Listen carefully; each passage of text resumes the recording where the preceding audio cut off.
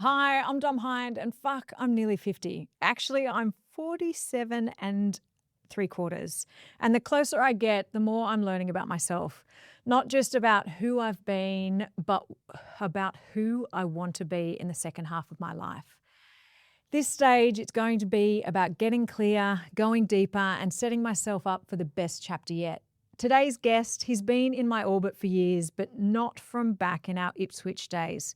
I went to Ipswich Girls Grammar, he went to Ipswich Grammar. We didn't know each other then, probably for the best, because while he was doing the full academic and sporting honours, I was getting politely asked to leave after a couple of years. Fast forward to now, and life's been full of fun collisions. Watching our kids create chaos when they were young, last-minute water taxi escapes, hearing all about the junkets and walking 5 kilometres a day while in COVID quarantine. And a lot of laughs. And yes, those legendary taco and margarita nights at To Kill a Mockingbird, when our health actually allowed it. Because Shane Watson, or Watsy to me, isn't just a cricket legend. He's a mindset-obsessed barbecue pitmaster with scientific precision, slow-cooking devotee, and someone who's ridiculously disciplined when he puts his mind to something. Whether it's smashing a World Cup final innings, smoking a brisket for 12 hours, or building his business, he goes all in. These days, he's co-founder of BEON Performance, a platform helping people master the mental game, whether they're chasing athletic greatness, business success, or just trying to level up in life. But to get here, he's had to unlearn professionalism, rebuild his identity, and start again without the roar of the crowd. This episode is about pressure, pivots, pulled pork, and proving there's still a chance even when the rules change. Because fuck, I'm nearly 50, and isn't it amazing?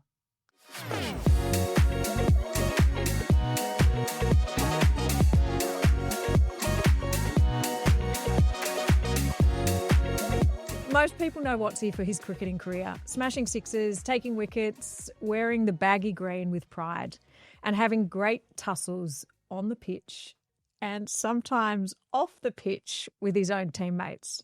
What they don't know, he's the guy who'll wake up early and walk around the block, turn a casual picnic into a full production without cutlery. Can you remember that? Yep. Happily spend all day on the barbecue, perfecting low and slow brisket, and jump in a water taxi without hesitation if it means getting off a boat. Yeah, that's true. When it matters, he can switch on his discipline like a light, but he's just as happy kicking back and talking about anything but cricket. We go beyond the game today into the mindset struggles behind the stats, the challenges of walking away from a sport that defined him, and surprising freedom that comes when you back yourself into your next chapter. Watsy, welcome to Fuck, I'm Nearly 50. It's a lovely intro. We've got plenty to go have a deep dive, don't we? Yeah. How would you introduce yourself if you couldn't use a cricket reference? Oh, gosh. That's a tough one because cricket's been my life and I'm unbelievably proud of it and it's given me an amazing life. So it'd be hard. I'd probably just define myself and my characteristics of sort of being built in and around me being the best cricketer I could be.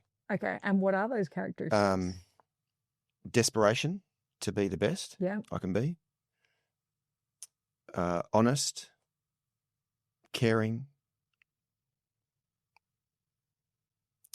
Probably all in all, just hard work. Yeah, you are definitely hard work. And I will also put loyal in there as well. Yes, I am. Yeah. Yes, I am. Yeah. And that's what happens when you go up in a team sport. You have to be. Yep. That's one of the skills that you develop. Yeah. Mm. Okay, good. Yeah, I like those. I like that definition. And it is hard because cricket definitely has been your life. Mm. And it still is, you know, a large part of your life. Saying that, what are you doing now? Like with cricket, how are you still involved in cricket? So I'm very fortunate. I'm still involved in a number of different ways. Yeah, which is what I love. So I'm doing commentating whenever the opportunity arises. More so over in the subcontinent, over in India in particular, for the Indian Premier League. doing like ICC events, so like T20 World Cups or World Cups. Not so much here in Australia, unfortunately.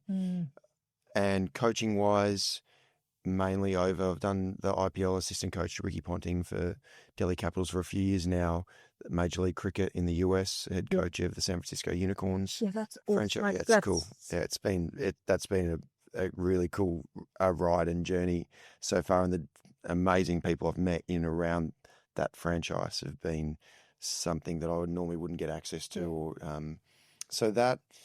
And do you know what? Sorry, the thing that I think is really interesting about cricket in the US is what Beckham did for soccer and how it literally has changed it. And if cricket can do similar, what an amazing journey.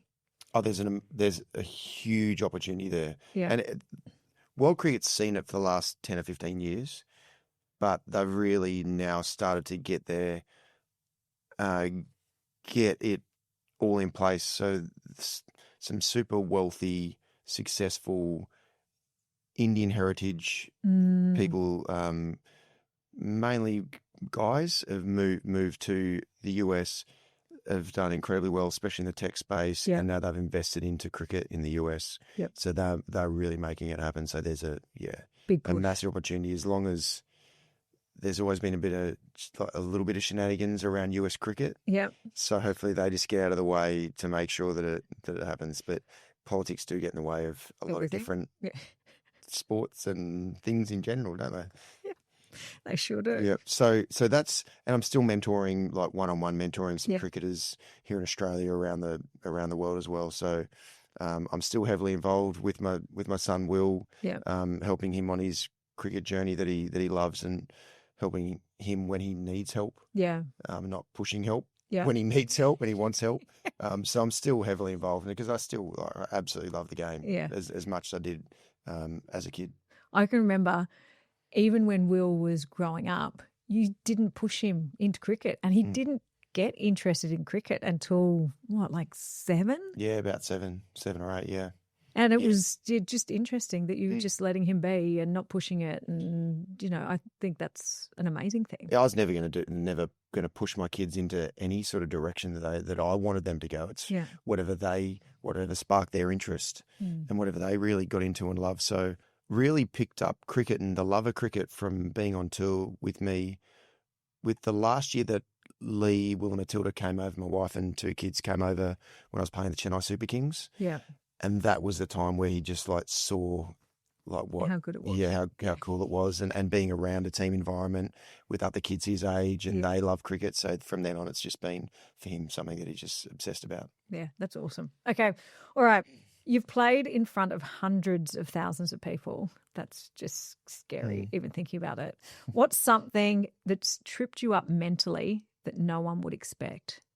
I think the main thing would trip me up and other people is when you really take in the enormity of the situation and go, what happens if once I make a mistake here in front of 100,000 people or 90,000 people and the millions of people watching at home? And that's especially the start of my career. I was too aware. I thought of that too much. Once if I make a mistake and it actually means that it could be a critical moment in the game, and it means that my team potentially loses because of one mistake that I make. And that was always at times that would be a thought that would come in, like a World Cup final. When there's a lot of people watching and a lot riding on it. But that's where, just through experience, you had to realise you had to shut that off and just think about the right thing, because otherwise you would get in your own way, and there was more chance of actually doing something wrong or embarrassing that then you won't live it down for the rest of your life. Well, and I think that's so true, isn't it? When it's part of what we'll talk about, but if you're focused on the wrong thing normally does happen. Well, more chance of happening. Yeah. Yeah. So you need to change it. Get into something else. Was there a moment when you thought, this is the best gig in the world, and another where you thought, I can't do this anymore? I suppose there was one moment, and this was right at the start of my Aussie career. I was in the test squad of my first tour in South Africa, and I was in the squad. I was never going to play, but I was just there as a young guy to sort of learn the ropes in a way. And the second test match of that series, the Aussies won and dominated. And as a celebration, which would happen after a test match win, it was like a Bucks night in a way. Yeah. Where it was huge celebrations. I really like mateship and everything that goes with playing for Australia, but it was like not fully unhinged, but like sort of as much as you could. Like it was like I was like, so we ended up like singing the team song up on the top of Table Mountain in Cape Town. Wow. Yep. And I And you got remember, up there in the dark. yeah, in the dark. Yep. After the test match, yeah, we're up in the dark, and I remember as we sort of had sung the song, and again, I didn't play in the test match, but I was like feel like I was part of it, and I was like, this has to be the best gig in the world. This is outrageous. And that was before I even played a test match or a one-day game. So I knew I've got a lot of hard work to be able to try and keep this, make this my life for a while. But that was the time where, I was like, has to be the best gig in the world. Yeah. Yeah. I certainly, it's never been I hate the game, because I always love the game. Yeah. It's like I hate this situation I'm in, and how am I going to get out of it? It was after the test match. It ended up being my last test match in Cardiff in 2015. I hadn't scored runs. I was going through a pretty tough time across the board, and especially with my performances. And I remember like the outside of the hotel at that time, so that was 2015, we had Will and Matilda. The press were just everywhere trying to get comment. Are you going to play in the next test match? And that was the time where, that was the time I was like, this is not enjoyable at all. Yeah. And I'm sure you were probably already like in your own mindset going, how do I get out? Oh, yeah. What do I do? And that was the internal struggles. And then you had all of these external factors coming at you as well. Yeah, absolutely. And I at that time, I had no answers for what was going on in my mind as well. Yeah. So, and then like a day later, it got leaked that I was dropped, even though I hadn't been told. Right. And then it was the next day where, the late great Rod Marsh, who's the chairman of selectors, came up to me at Lords, in the lead up to the second test match and said, "Look, I've got no idea how that got out, but it actually is right, and you are dropped." So those couple of days were like, this is get me home. This is not great. And again, at that time, because I had no answers for my performance and where I was at in my mind, I was like, I'm not sure how I'm going to get out of this. Do you think teams back then actually did enough to help you mentally prepare for that, or how you could mentally get yourself into the zone? No. Do you think it's changed now? Not really. Really? Not enough. Like at that time, like within like in Australian cricket, we just about over that time we had for probably 3 or 4 years and maybe 5 years had a sports psychologist on tour. Yeah, right. But that sports psychologist was more there for the captain and coach to sort of like navigate their way through being leaders, or if your life, not performance, if your life outside of cricket was starting to spiral a bit, right. That he was there like for that, not there to really work with individuals and as a group on your mental skills, your like performance based mindset. Yeah. That was just not there, and it's still not there much at all, which is just, it blows me away knowing like all performance, a huge part of it is mental. You need to have the skills. Yeah. You need to have the technical prowess to be able to, as a starting point, as a baseline. But then on top of that, you need the mental skills to compound that skill that you've worked so hard to be able to develop. And it's just not done anywhere near enough. And now that, that's sort of the direction that I've moved into with a big part of my life now, I just get blown away that it's just not done at all, and everyone's just got to navigate their way themselves. It's so interesting. I think it is interesting, not only in sport, but just also in life as well. Like we spend all this money trying to get fit, trying to get like on your physical, on, and just the doctors, the health, everything. Mm-hmm. But mentally, sometimes you need to get out of your brain and get someone to actually give you the guidance to make sure that you are being shaped or thinking about things in the right way. Yeah. And we're not doing it in any part of our life. No. You think about the kids going through school, they learn all they develop these skills and knowledge and everything like that and they become so proficient at it if they work hard enough. But then if they need to apply it in a real pressurized situation where if they get it wrong, they don't want to know the consequences of it. Yeah. But there's nothing in the curriculum. There's nothing out there at the moment where it actually helps understand the mental side. So you've got more chance of being able to access all those skills, and especially when you don't want to know what's on the other side of a bad performance. Yeah. Or how you can try and get yourself out of that bad performance. Yeah, and absolutely. If you do have a bad performance, which is always going to happen, how do I navigate my way out of that to be able to learn from it and not continue to dig a really deep hole and then take a long time to be able to get out of it? I even think, I was thinking about this the other day, even with kids nowadays, even with bullying and how you get yourself out of that mental, that mindset, because in that place where the kids are being bullied, they're already having those discussions in their mind thinking, I'm not good enough. What can I be doing? And what am I doing wrong? And I mean, that sets themselves up for that, that lifelong journey of a little bit of, the negativity and the mindset creep that you don't want them to have.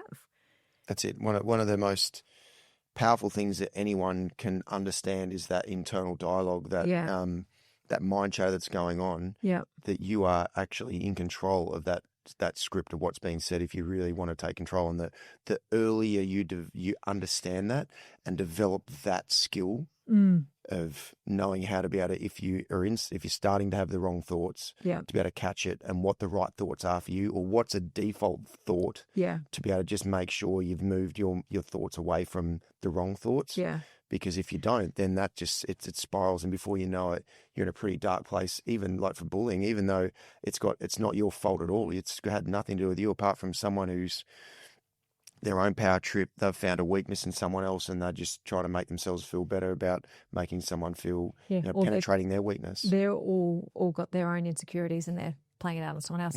I do love the default, like the default thing. And I know that I've been through the BEON performance mindset, but the default and making sure you have a default, it helps so much because as soon as your mind starts to wander, you can just bring it back. One of the most important things out of like the mental skills information that I teach is what is your default, what is your anchor? Yeah. That if stuff's going down, and there's always going to in life, the wrong things that you don't want are going to be thrown at you. What is the default thought for you to anchor yourself to, so then you don't allow yourself to go into a deep hole? And that's different for different people, but you have to define exactly what it is for you. And for me, it's putting a song into my head, and it was during my cricket days. The back end of my cricketing days, and it still is now. When something occurs that you're like, how the hell? Why has that happened? What's that going to mean? And all the different what if all that stuff. It's like, no, I've got to stop that. Put a song into my head, and that's a way to be able to just get your mind away from it. What's your go-to song, or does it just change? It changes. There's the music I'm listening to at that moment in time. It just shifts. But I always have like a couple of songs ready to go. Though you love country though too, don't you? I love country. I do love. You've been in the States too long now. Oh, I love country. Yeah, heartfelt lyrics and that. Do love it. Soulful voices. We've spoken about perfectionism, or you have spoken about it particularly. When did you realize it was holding you back rather than helping you? It was probably at a time where, because of my injuries that I had throughout my career, it got to a stage where I had to totally change my whole training regime. And more so, I'd say more so from a skill-based perspective, because I was chasing perfectionism. I was chasing being perfect with all my skills, batting, bowling and fielding. And that would mean I would overtrain in a huge way, because if I didn't get it right, I kept going. Even like the day before a test match, day before a one-day game, if I didn't feel like I got it right, I'd just keep going and going until I felt like I got it right, which meant that I was fatigued and I actually didn't really get it right. So that would mean that I'd go into a game, I'd be physically fatigued, and then I'd get an injury. So things shifted when I had a physio looking after me, Victor Popov, who was just one of the best physios in the world, physiotherapists, and his amazing experiences. And he talked to me about making sure that I did just enough. Just enough. Just enough. Just enough. And that was all around like being able to stay on the field, so reduce the chance of getting injured. Yeah, right. So as soon as I moved to that, then I realized that I couldn't be perfect at training. Yeah. Because there would be a week, for example, where I'd have a full recovery week where I'd do like half the amount of what I'd do previously for the previous 3 weeks. And that meant that I had to trust my skills and trust what I actually had inside of me. And then I had some good performances and I realized, what the hell have I been doing? Yeah. So it wasn't me going trying to chase perfectionism. It certainly did help me develop my skills quicker than other people. Yeah, right. Because you put the time in. Because I just pushed the limit and I wanted to be perfect. Yeah, yeah. But it also meant during that period of time, though, one, I went into games fatigued, but two, I wasn't necessarily at my best consistently as well because I didn't think I was good enough. Yeah, yeah. Instead of going, and the perfect sort of balance of that is chasing being perfect, knowing that it's actually not possible. Yeah, yeah. But chasing it, so you work your absolute butt off and find the right people to get as close to being perfect, but then letting yourself go, not overtraining, as in not going to games fatigued mentally and physically, but then also knowing that what you've got right there and then you've just got to bring the best you've got right there and then, whether you're 21 or whether you're 35. Yeah. So that's where now, that's what I coach now, whether it's with my son, Will, whether it's with the cricketers that I work with, it's a great thing to chase at because it means you've got the fire in your belly to be as good as you can. But then you've got to then move away from and go, well, you can't be perfect. Yeah. But you've got to get as close as you can to it. It's interesting. The recovery piece, I didn't realize how important it actually is. Because I will just keep going and train. But you don't realize that you do actually need to take a break. And that's where that just enough, that's actually really good advice. And that's where I would just I didn't turn it off either. So I would the pattern throughout a period of time in my career was I would just be going so hard. Yeah. For 6 weeks, bang, injured. Yeah. And then I'd be rehab, recovering from injury. And then I'm back. Probably 6 weeks. Yeah. And then 6 weeks on, 6 weeks off, 6 weeks on. Yeah, because I'd just be pushing the limit all the time and then get injured and then it'd be the same pattern over and over again. So consistency is that's right. And then as soon as Victor Popov came in and just deconstructed and pulled apart everything that I was doing, that theme was we got to stop that. But isn't that interesting as well, though, with trying to seek perfection? That's all about in your mind too. Mm-hmm. Imagine if you'd been taught that earlier on. Because people would see me at training beating myself up. If I dropped a catch in practice, I would I'd be going hard at myself. If I bowled a bad ball, I'd be going hard at myself. I'd be nailing myself. Not only in training, you would do it when you played as well. And people could see that you were pissed off because you were you wore the expression everywhere. Everywhere. Because you beat yourself up to try and be perfect. Yep. Whether it's in training or in the game as well. And the comments would always be, his body language is not good. You can see when he's going well or not. And they're absolutely right. Yep. But I had no idea of actually what that meant. Yeah. And how that was really having a big impact on my ability to be able to be at my best every time. But isn't it so annoying that it was only at the end of your career or, towards the end of your career that you realised how important the mindset stuff is. Yeah, but it was just meant to be. Yeah, you know what? Yeah, it is. Everything happens for a reason. If I didn't have that, the light wouldn't have would been as bright when I was oh my gosh, that's been the missing link. And I was lucky enough that it was still while I was still playing, even though I'd got retired from Test cricket. Yeah. And one day cricket dropped, retired. I still was able to actually put those skills, those new mental skills into play and troubleshoot them in game instead of retrospectively go, look, if I had my time again, I would have done this, but I actually implemented it for like 5 years of me playing these mental skills. So now anytime someone asks a question around the mental side of performance, I know it inside out because I've actually lived and breathed it. So I wouldn't have it any other way, even though, and that's why now I'm trying to get this information out to as many people as possible. So their journey isn't, they can start implementing these skills from a younger age instead of having to go through 14 years of professional cricket. Getting to the next stage after retirement, did you plan the next chapter, or were you a bit shocked and a bit lost when your proper playing cricket days ended? So I was very, I'd say I was very scared. Yes. About that end date. I overthought it a lot. Right. Probably like 3 or 4 years out. Right. So I would, if I had any downtime, I would be like, what am I going to do in the next phase of my life?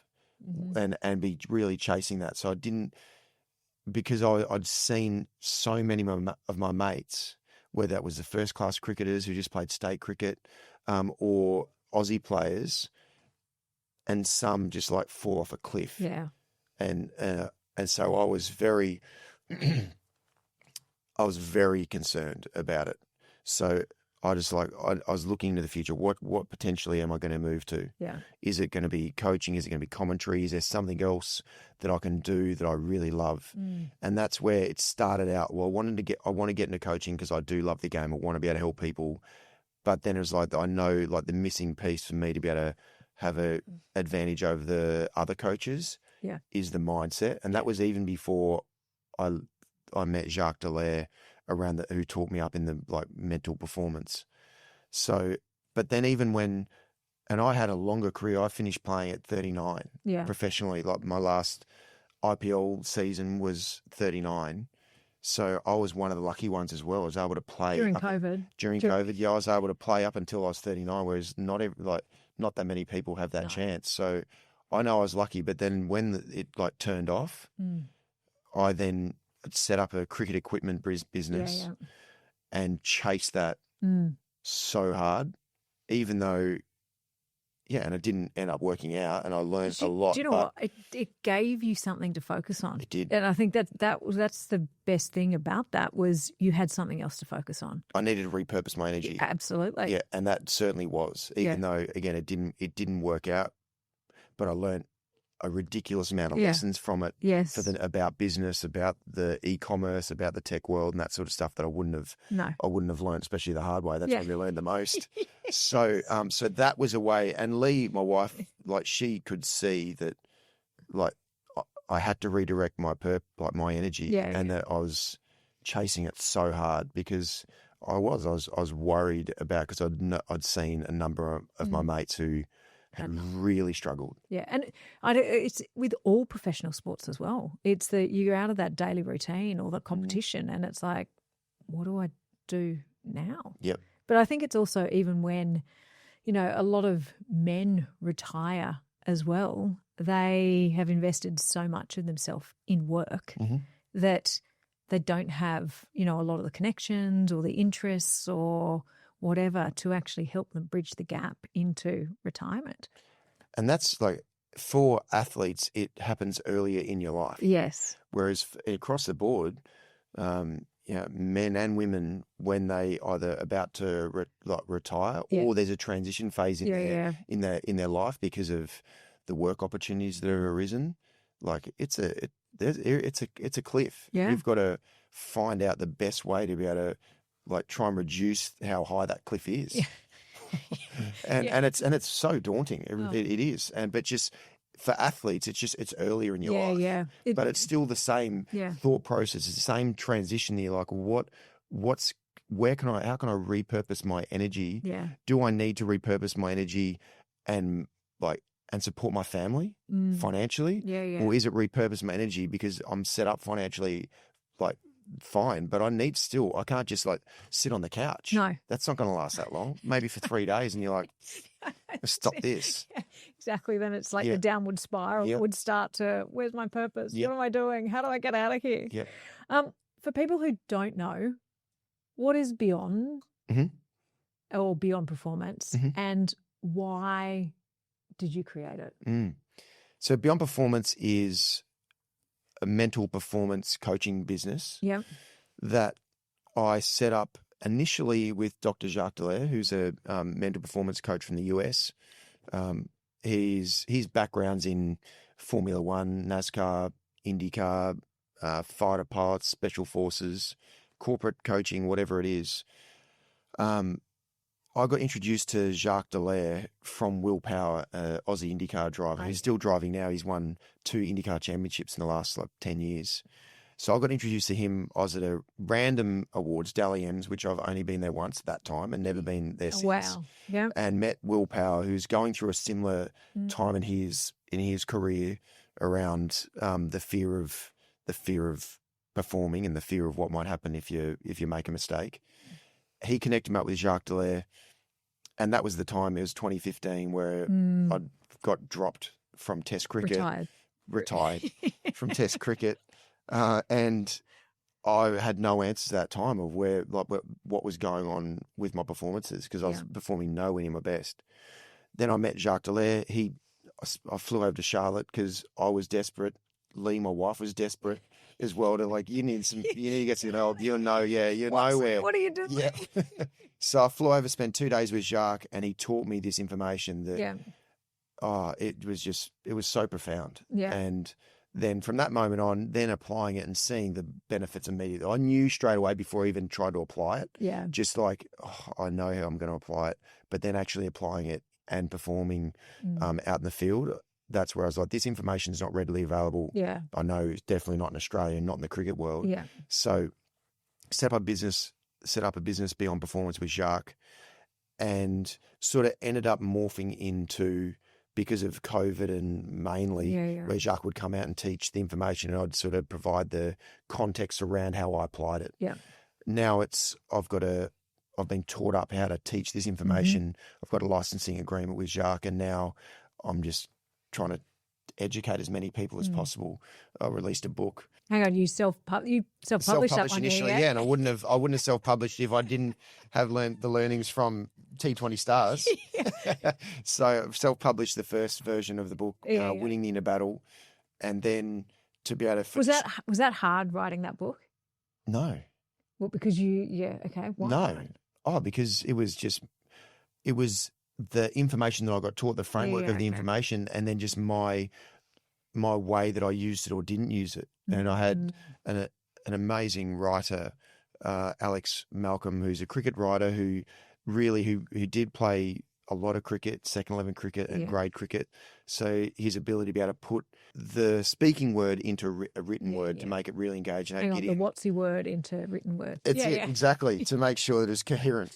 And I had Gideon Haigh, who's an amazing writer, cricket writer and writer in general, who edited it for me as well. So, so that was, and then self-publishing it, that was a great experience, like sending the books out, sending the books out from home, fulfilling the orders, but then knowing for distribution, be able to get it out to more people, get into the bookstores.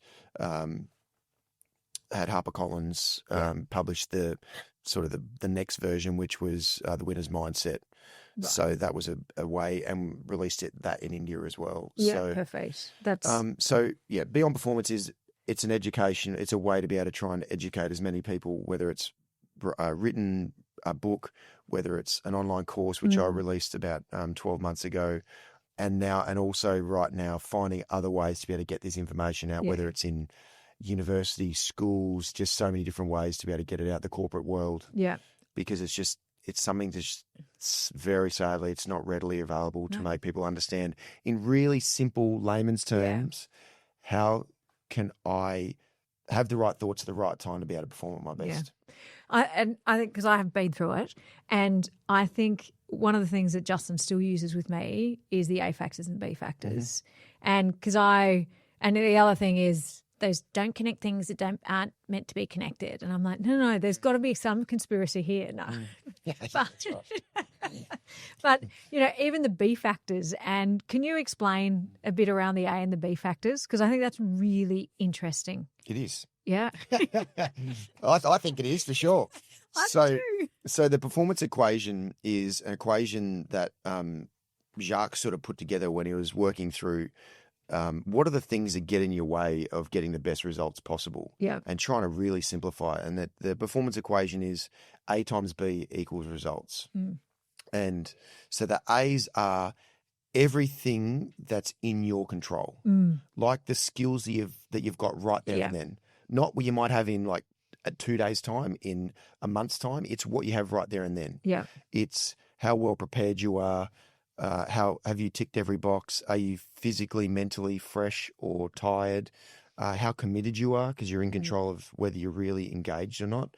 But then also whether you are correctly focused as well, because you're in control of your thoughts. Yes. If you want to take control, and if you have the right thoughts at the right time, and you're in control of those, so that plays an important part as something that you're in control in as well. Yeah. Control of. So the A's are everything you are in control of. The B factors, all the things that are out of your control. Yeah, the noise. Yeah. The noise, the things that might come up that are just you're not expecting at all. I put this in like in the business world, a negative B is you are in and around COVID. A negative B is you are a bricks and mortar store and you rely on foot traffic and people coming into your store to be able to, and it's been a super successful business, but that's what you rely on. COVID hits, totally out of your control, that everything gets shut down, and then all of a sudden you go from a lot of revenue to zero just about. Yeah. It's out of your control. Yeah. The positive B is you could be a business that mainly had an online presence. You're an e-commerce business. COVID hits, and it just supercharges your business because people can't get out and about, and you've got your supply chain, everything set up, like not thinking that was going to happen, but then your business gets supercharged, and you shoot the lights out. Yeah. So there's always, to every B factor, there's two sides. Yeah. There's a positive one and a negative one, but again, it's out of your control. So for me growing up, I just believed and obsessed over A equals results. If I work hard enough and I train my butt off in the lead up to the weekend, to that game, that should guarantee me results. And then when I didn't get the results that I wanted, because it's going to happen, then I was like, well, I'm obviously not working hard enough. Yeah. So you blamed yourself. I'd beat myself up. Let's go. I've got to get back in the nets. I've got to train hard. I'm obviously not working hard enough. And I never put into my own internal computer that there are actually B factors that do get in the way, positive and negative, whether it's for me. The weather, the conditions, the opposition I'm up against, whether it's a good opposition, whether it's a not so good, whether my skills match up really well to that opposition. All these different positive and negative Bs that I just never really took into consideration at all. And by understanding, like deeply understanding, like that these B factors that are out of my control, understanding that they're out of my control, so that means, and the equation is correct, A times B equals results, then if I can't control the B's, that means I can't control results. Yeah. And that for me was so profound, because I was like, well, I'm worrying about results. But when is worrying about results ever made results better? Yeah. Well, never. Yeah. So why am I spending so much time worrying about results that it's something that's out of my control? Yeah. If I'm going to worry about something, I have to worry about bringing the very best A's that I've got, the things I'm in control of. Yeah. And that just lifted this huge weight that have been compounding on me since I was born. Where do you think it actually came from initially? Was it just your desire that you wanted to be the best? Oh yeah, I think so. That definitely was inside of me since I can remember. Yeah. But also that was the environment that I grew up in with my family as well. Yeah. It's like you got to put in the work. You got to work your butt off. Like my mum was a very good swimmer through her teens and through her late teens. She was one of Australia's best freestyles for a period of time, and then just missed out on the Olympics by one place in freestyle, and also it's backstroke or butterfly. I should know. Yeah. Sorry, Mum. Sorry, Bob. So she just missed out, and that was sort of like that's what I sort of grew up with. Is you got to work hard, but our family sort of built around just missing out as well. Yeah. So that was me sort of like, well, I'm not going to miss out. yeah, well, I'm going to have to break through. I'm going to have to push through that ceiling. Yeah, right. And am I going to be able to? Yeah, so you put that pressure on yourself. So that's the pressure that just I like compounded on myself. And there's an upside to it because I worked harder than just about everyone that I was up against. I knew that was a way to be able to get past my opposition, individual opposition that I was fighting against to get a place in a team. But then that also meant that I put so much pressure on myself to perform as well. And I look back at like times where I didn't perform throughout, as a teenager as well. It's because I just suffocated myself with fear of making a mistake. But also doing too much. Oh, yeah. That also. What's one BEON principle that you use in your own life, whether you're speaking on stage or tending to your smoker? Yeah, there's probably two that stand out the most. One is, what are the right thoughts for me to be my best, and understand that you are in control of your thoughts. Yeah. And if your performance is really important to you, then you have to take control of what your thoughts are to make sure they're the right ones. Yeah. And then when the wrong ones come in, and they're always going to come in, the fear of, once I get this wrong, once I make a mistake, then you have to catch those thoughts to know if I've got the wrong thoughts, then I'm moving further away from my chance to perform my best. Yeah. So catching that thought and redirecting it. And that's the complementary part of that is, what is my anchor? What is the thing that I need to jam into my head when the wrong thoughts start to come in? And that's the song in my head. That's just, how do you catch yourself? And how often do you not catch yourself? Yeah. Look, there's something recently over like a week or two ago that came out of the blue that I wasn't expecting. And it was actually, and this is like, and I know this information inside out, used to perform at my best. But I had a time where I didn't catch those thoughts. Yeah. I started to sort of get in a bit of a spiral. Yeah. And it was actually Lee, my wife, who was just like, what are you doing? Yeah. You know, you know that you're overthinking this. Just like, stop it. Yeah. You know what the techniques are to be able to stop it. Yeah. Right. And that was the jolt to go, what are you doing? Yeah. It's like, what are the things I'm in control of? Where's Keith Urban? That's right. Jam a song in my head. Back in my head. So even by knowing this information inside out, teaching it and using it to perform, there was still, because we're human, there was still a moment where like Lee had to remind me to go, what are you doing? Yeah. So. But it is, at least you do have someone to go, hey, what are you doing? Yeah. Like, you know, there is that person that can be reminding you. Yeah. What happens if you don't have someone to go pull yourself out of it? Yeah.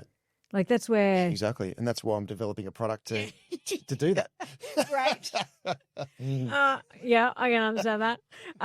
What's more stressful, a World Cup final or cooking meat, which you love to slow cook, for a group of hungry mates who've been drinking margaritas all day? Oh, gosh. See, I would say a World Cup final is easier because I've got more understanding of what the hell I'm doing. Yeah. Whereas the meat side, and I would say hungry mates who've been drinking margaritas all day, I'd say hungry kids that have a meltdown. Oh, yeah. And my brisket hasn't gone through the stall and it's been stationary, the temperature, for like 2 or 3 hours, and the sun has gone well down, and the kids, and I'm getting massive heat to go, what's happening? I'm like, well, if I pull it off now, it's going to be like trying to eat through a leather boot. Or I get it right and push through another hour or two, and it's going to be like heaven in a mouthful. Oh, I can remember that one. And I know this is probably the timing you're talking about. We'd have been cooking for 12 hours or something, and the kids were starving. Yep. And in the end, you just got Uber Eats because it was just too hard. Yep. You had to get Uber Eats to go down to the chicken shop and get some chicken because it just. Yeah, it was not. Yeah, it's bad. That's happened. Well, it's a thing, trial and error. How do you learn? How do you get better? Yeah, by making some big, but see, that's big errors. Like people get so hung up on failure, but I actually think it's like, as people say, you've actually had a crack. So failing is actually not a bad thing because you can actually learn from those failures as well. I'd say failure, even though at the time it doesn't feel like it at all. Yeah. it's actually a gift Yeah, I agree. because it's a way to be able to go, well, that didn't work. What can I do? What can I learn from it to be able to reduce the chance of that happening again? Or what can I learn from it so then it's only going to make me better? Yeah. So failure but so many people see failure as I'm a failure and I don't want that to happen. And then sort of just end up like falling into a heap and staying there. Yeah. Instead of, and look, there's no doubt, depending how bad failure is and how much an impact it has on your life, it can take a little bit of time. It can take a couple of days. It can take a couple of weeks to be able to go, what can I learn from this situation, even though it is not a great situation I find myself in? What can I learn from it? Because then if you learn from the situation, it's amazing how every time you look back and go, if it wasn't for that, I wouldn't have. And if I didn't learn from that, then I wouldn't have the skills now to be able to really make hay while the sun shines. Yeah, I agree. And I also think the biggest failure is not having a failure because it means you've been playing too safe. Absolutely, like 100%. Yeah, a successful life is not in your comfort zone. Yeah. On a junket, which is what we affectionately call one of your tours. Are you the guy who's first to bed? Okay, let's do this like pre and post 2015. Are you the guy who's first to bed, first to breakfast, or the one in the corner who's having a last drink? Oh, no, I was the one. I'm not sure about first to bed. Yeah. As in, I didn't go to bed really early, but I was normally, I was doing everything I possibly could. So like, even I think about like my time when I was playing Test cricket in the last sort of a couple of years, because my body was such a challenge to be able to sort of stay fit. Like a night of a Test match, I'd be getting dry needling done every night in different parts of my body to be able to try and just release my muscles, and then I'll be waking up first thing in the morning, doing my yoga, meditating. And doing what I needed to do to get ready for a day of cricket. So, yeah, I was doing everything I could.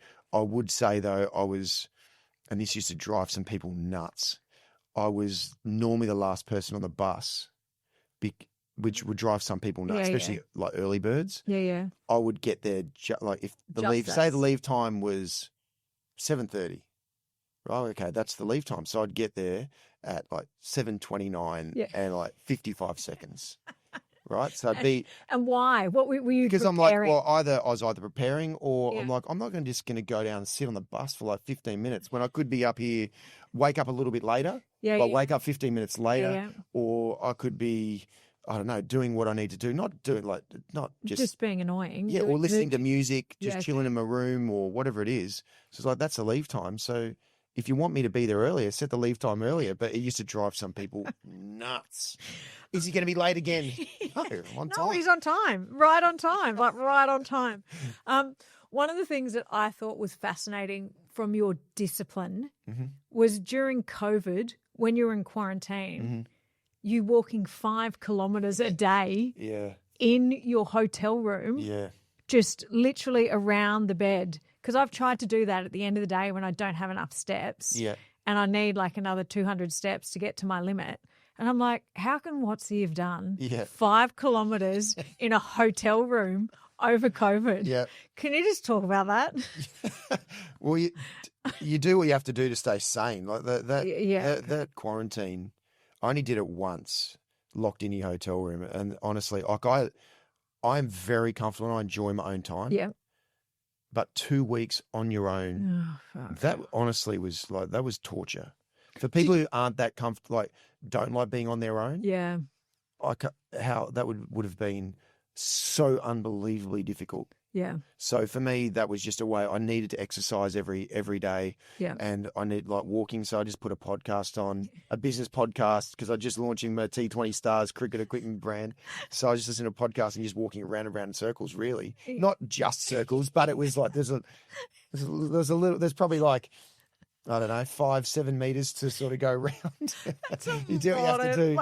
It's a lot of time. How long did it take you to do that? Oh, the same time as normal. I just had to make sure that I didn't go around the same like direction. Otherwise, I'd sort of load up. Yeah, I'd load up my sort of one side of my legs. Did you move the bed? No, Oh my God. no. You do what you have to. Yeah, do what you have to do. How do you talk to your kids about pressure, resilience, and bouncing back from mistakes? It's one of the most important things that I do as a parent is, and I parent very differently now to what I would have before I learnt this mental skills information. Yeah. I'd definitely parent very differently. And now it's all about me just talking to them about, did you give your best, or in the lead up to your performance? Yeah. Are you doing everything you can to be able to perform well, whether it's in exams, whether it's in a sport? And then most importantly, after the performance, especially when it wasn't a good performance, and as you're developing your skills, you're going to have a lot more not great performances than good performances. It's like, well, what was your preparation like? But then, like, did you actually give it your best? Like, did you bring the best version of you, whatever it is, and simplify it for your kids? But then what did you learn from it? What are the things, what didn't go well? So what are the things that we can work on? Yeah. Whether it's an exam, like, okay, that didn't go so well. What can we work on? Do we need to, do you need to go and talk to your teacher to be able to learn this skill? Or do we need, with my son, Will, with his cricket, okay, this didn't go exactly right. Yeah. So let's go to the nets and just work on these one or two little things. Does he carry the same thoughts that you carried, that you have to do and be perfect? No. Or are you just helping him reshape that? Yeah. Yeah. He at training and and even games, he wants to be perfect. Yeah. But he doesn't have that suffocating his performance. He's even like now when he performs, he's free. Yeah, right. He's free, and that's what I like when I'm coaching him. That's amazing, isn't Yeah, it? Like just having that feeling of free and that freedom, rather than going, "Fuck, I've got to do this." Yeah, and that's everything that I teach him from a cricket perspective. Is even when we have training sessions, is don't make. Well, we're gonna put some game pressure, so not making mistakes, not getting out, but still scoring. Yeah. Still being free, Yeah. but being free and trying to reduce your mistakes. Because most of the time it would be like, for me growing up, it was don't make a mistake. So that would mean I wouldn't be free. Yeah. And that's when you suffocate your own performance. So Will's, but he had that he's got that freedom, and he had that sort of freedom in his mind a little bit anyway before then I started to really work with him to be able to have that freedom. Yeah. I think I really do like the after the kids have done something, asking them, what was your preparation? What did you learn? What could we do differently? Like, I mean, those three things are what we should be asking after, even just for us, reflecting on anything. Absolutely.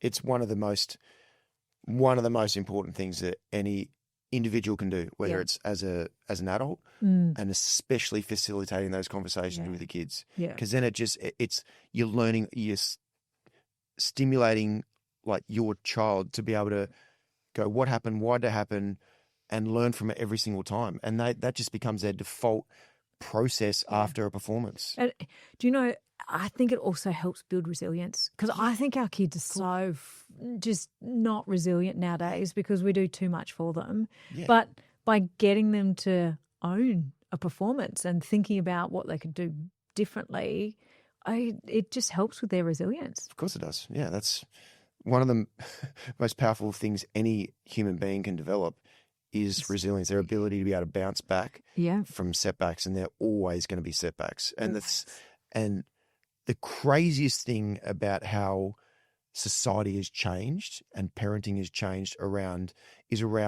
cotton wooling your kids to, I don't want them to feel pain. I don't want them to fail. It's like, but then you're setting them up for failure because they never develop the skills of learning how to bounce back from a failure. So then when failure arises, and it's always going to arise, they do not have the skills, are not equipped to be able to deal with it, and they will fall into a heap. Yeah. And their ability to be able to bounce back, they might, but it's going to take a lot longer because they haven't developed those skills, and it is a skill you need to develop. And the earlier you set them on that path, the better they'll be at being able to deal with failure, because it's always going to happen. Yeah. I still joke that I think I should set up a school called the School of Hard Knocks, just so that those less resilient people can come. Can of cement. Yeah. We talk about can of cement, but the can of cement is giving your kids, facilitating those conversations, so they, in the end, they'll just do it themselves. Yeah. What happened? Yeah. What happened? Why did it happen? Yeah. Was it my preparation? Was it actually just during my performance where I was a bit off? Yeah. My thoughts were the wrong thoughts. And then what can I do in the lead up to my next performance, or during my next performance, to be able to reduce the chances of that happening again? I think talking about the thoughts as well, that's really important, because not many people do. Like, what were you thinking? Like, what was going through your mind? How can we change that as well? Yeah, it's not just, did you learn this maths equation? Yeah. Did you it's okay, you might have had that, but you were worrying about failing. So by worrying about failing and the anxiety builds, then it feels like you do lose that knowledge that you have. Yeah. Because you've suppressed it. Yeah. So you're like, oh my God, I know that, but I'm too worried about my results. Yeah. What's one thing you hope your kids take from your career, and the one thing you hope they avoid completely?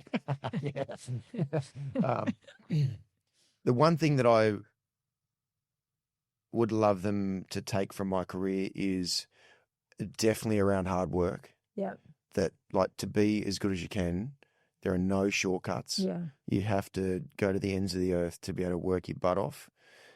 But with that, and that's not just the technical skill, the knowledge that you gain, it's also in parallel working and understanding the mental skills and working on them all the time, because it is a skill. The more you work on it, the more you integrate it into your technical skill and knowledge, then it's a perfect storm. So that's absolutely everything that I'm working to be able to instill in my kids, because then you help them become bulletproof in a way. Because if other things come in, it bounces off them, because I've built this understanding of performance.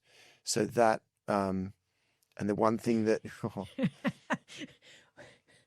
oh geez.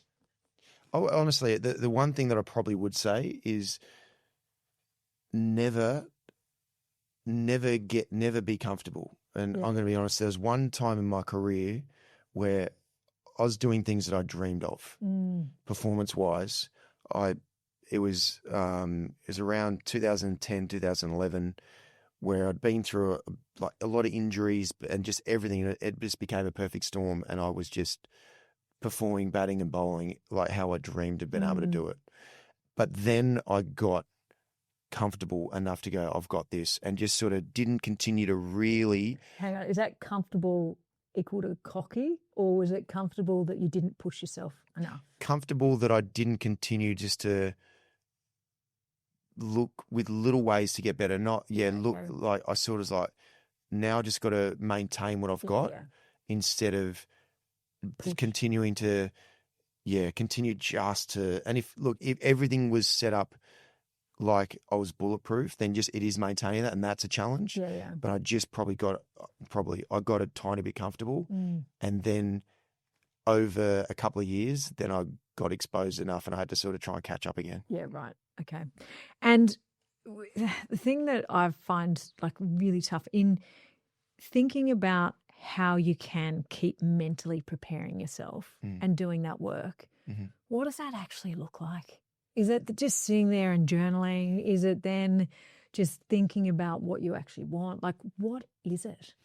Yeah, there's a couple of things. One is journaling for sure, around like how did it go today, and being able to put it down on paper, not just like the thoughts swirling around your mind, finalising your thoughts by writing them down, and debriefing all your performances and what your preparation looked like. So that's definitely one. But one of the most important things that you can do is also goal setting. Yeah. Is taking some time. It doesn't take that long to sit down and go, okay, if I could dream up the next 12 months, what does that actually look like? That's achievable, not just like a fairy tale, but actually something that's like, it's a dream if it happens, but it is achievable if everything goes well. Yeah. And setting that, but then once you set that, then stripping it back to like day to day, what do I have to do day to day And that's not just work all the time. That can be, I need a recovery day to be able to freshen up mentally and physically.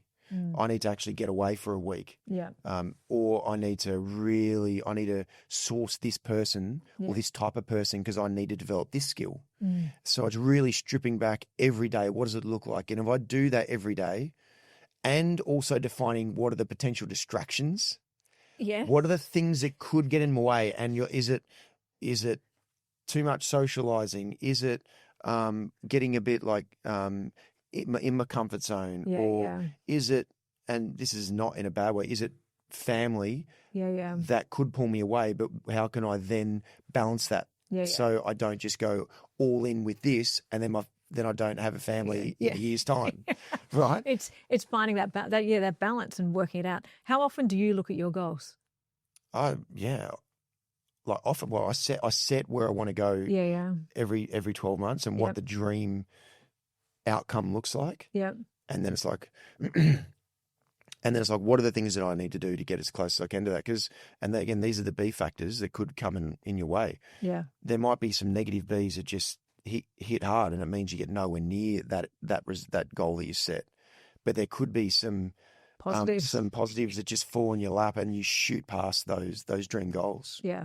If you could wave a cricket bat and change how we teach people to handle pressure or failure, what's the first thing you'd smash?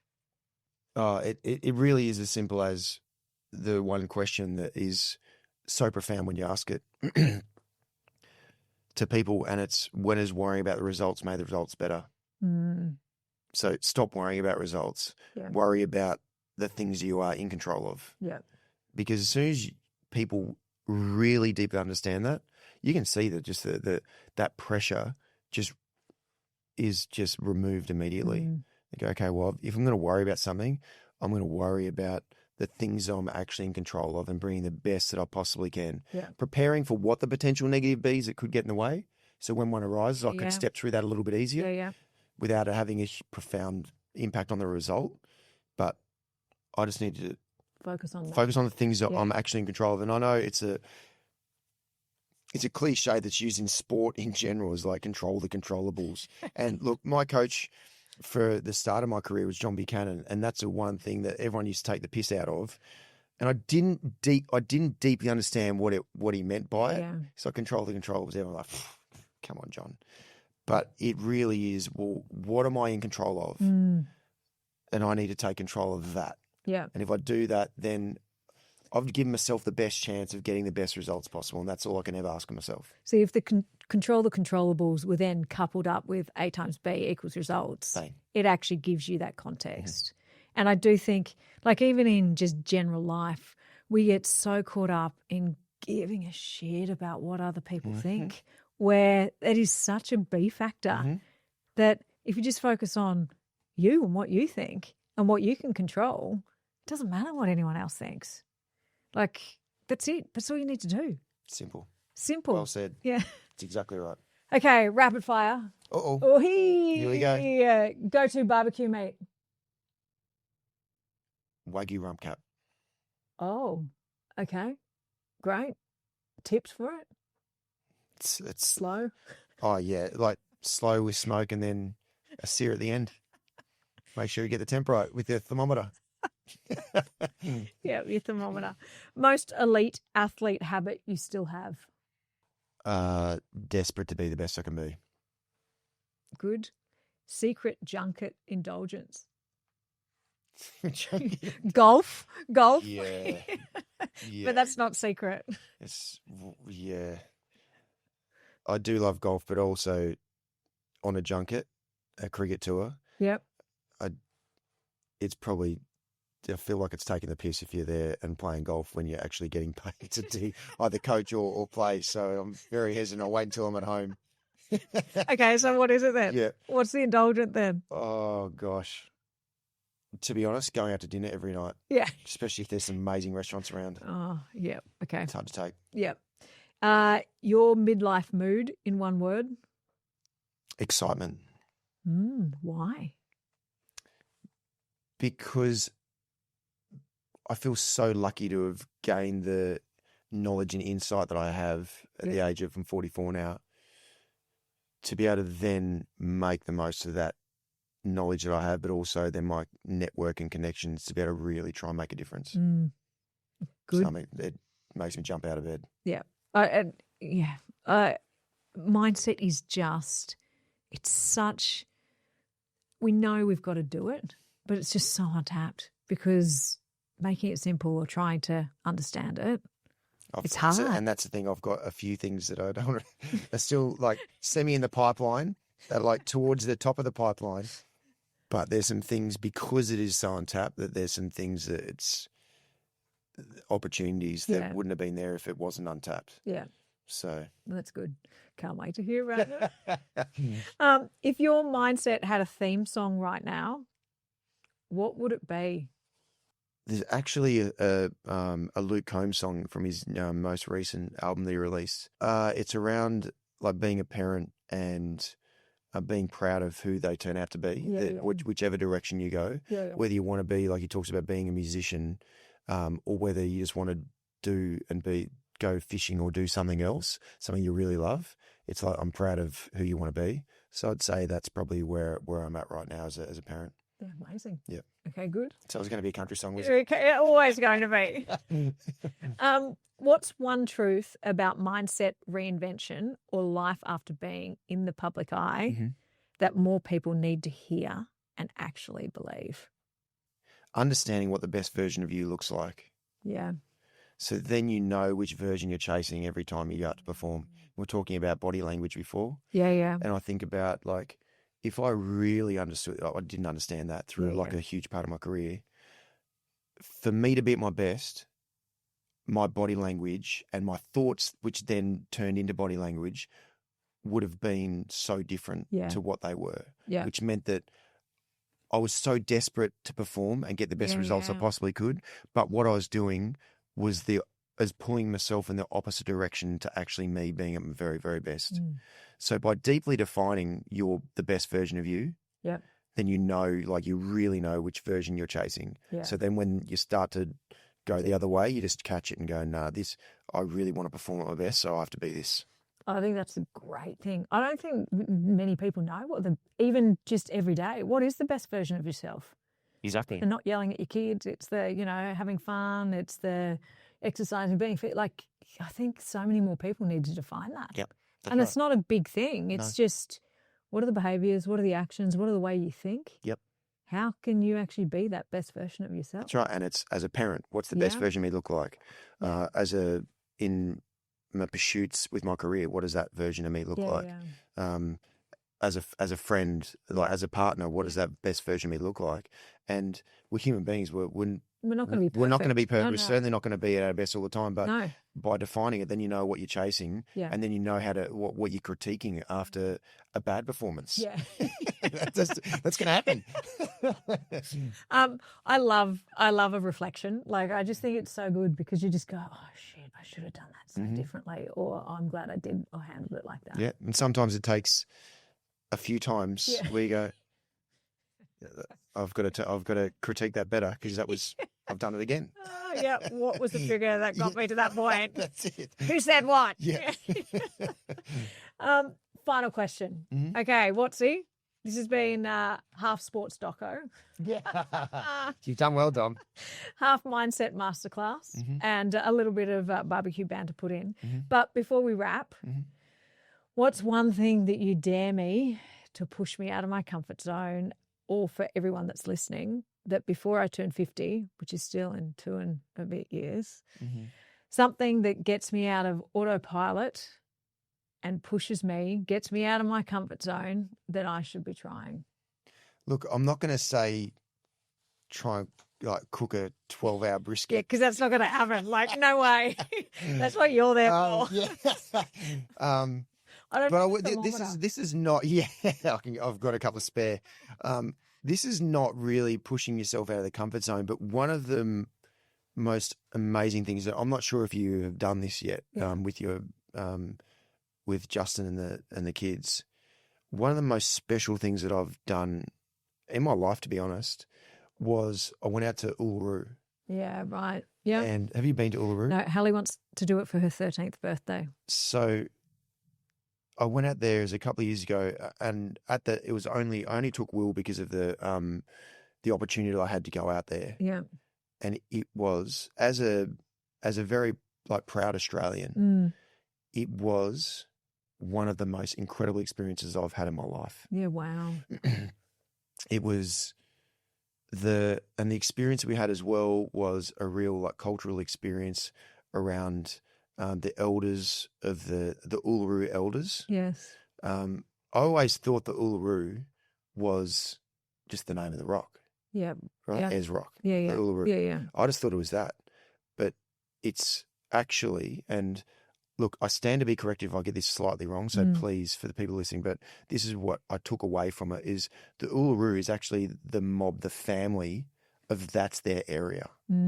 So one of the elders who was there was Uluru. That was his last name. Yeah, right. So it was one of the most special experiences as an Australian, and really starting to deeply understand the history of the lands that we were so fortunate to live. Yeah.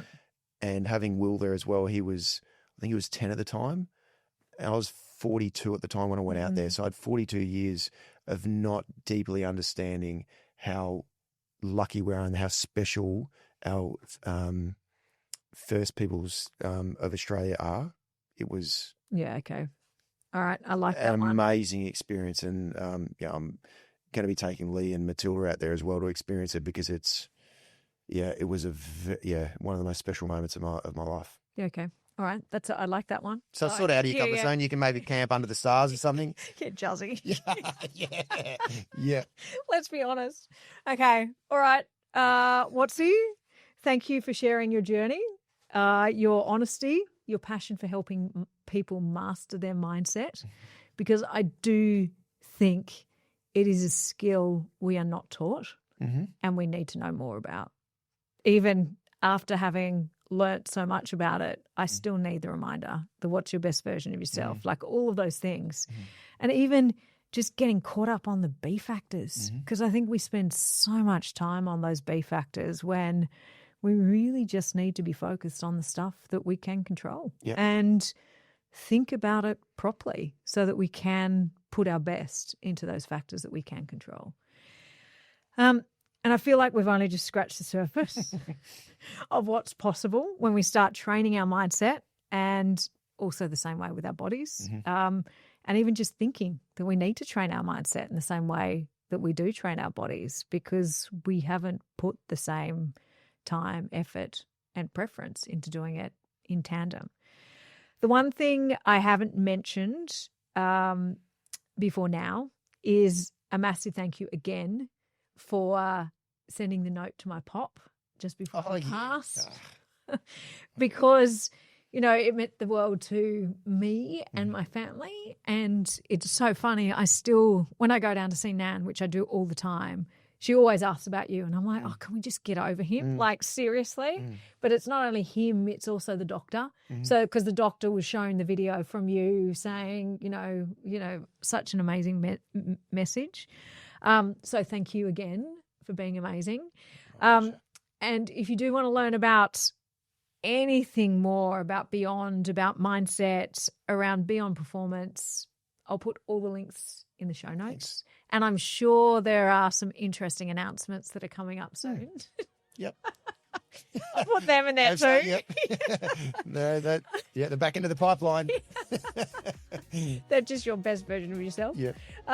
And if you have enjoyed this episode, hit subscribe, share it with anyone who is into sport, who has kids to try and get their mindsets right, or just anyone.